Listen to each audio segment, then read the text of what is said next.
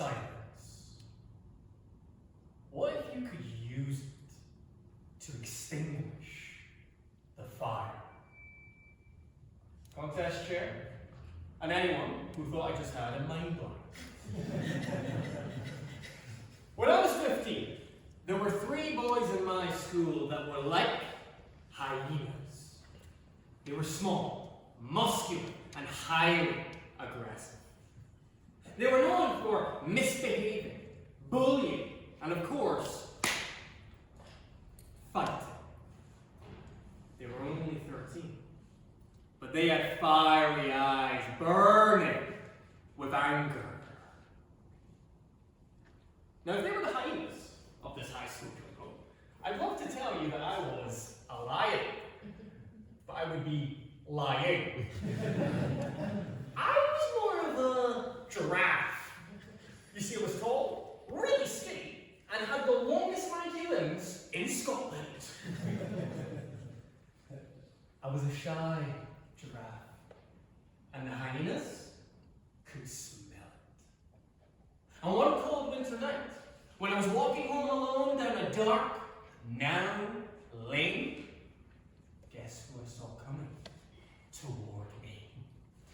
The lead hyena rushed up to my face, so close I could smell his unwashed mouth. And then he said, "Fight me." What? Fight me? Really? Fight me? And before I could react, BAM! The hyena hit me on my washed mouth. How would you extinguish that fire? In such times, fight or flight kicks in. So let me ask you, if you were facing those 3 hyenas, who here would fight back?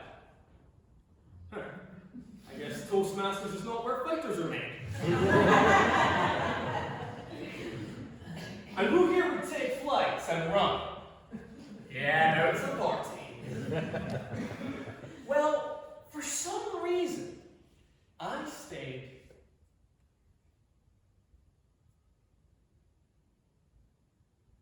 And the hyenas didn't know what to do. Puzzled, they just walked away. For the rest of that walk home, I could taste blood in my mouth, and I could feel tears rolling down my face. Why didn't I fight back? Why did I let boys who were 2 years younger than me humiliate me? I felt great, Kyle. Now everyone at school is going to know that you're so pathetic. The next day at school, I tried to stay invisible. But at one point, when walking down a corridor, guess who I saw coming toward me? The hyenas. And I thought, here we go. I'm going to get punched again. I'm going to get humiliated again. Worst of all, I'm going to have to smell that mouth again. And then, they just walked by.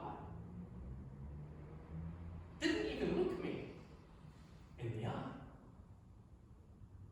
No one said anything. And the hyenas never ever bothered me again. Now going back to that walk home, I could have fought the hyenas. But 3 of them, 1 of me, they probably would have turned me into a giraffe kebab. I could have taken flight and ran, but that would have emboldened the hyenas to hunt me even more. 15 years on, I believe the best action was assertive silence. Because my silence extinguished their fire. Today, when someone tries to provoke me or gets angry, I now have the confidence to meet them with assertive silence. And their fiery words extinguished. When my fiancé and I are having a fiery argument, And we're going back and forth. Instead of saying something we will regret, we just... And that silence helps us become friends again. Yes, of course, there are times where you should use your words to stand up against what is wrong. But there are other times when facing anger, where your words will only fuel the fire. But assertive silence helps you avoid pouring fuel on those flames. Helps you avoid saying something you will regret. Helps you avoid burning bridges with the people you love. Even the great philosopher Marcus Aurelius once said, the best answer to anger is silence. So remember, you can extinguish the fire with assertive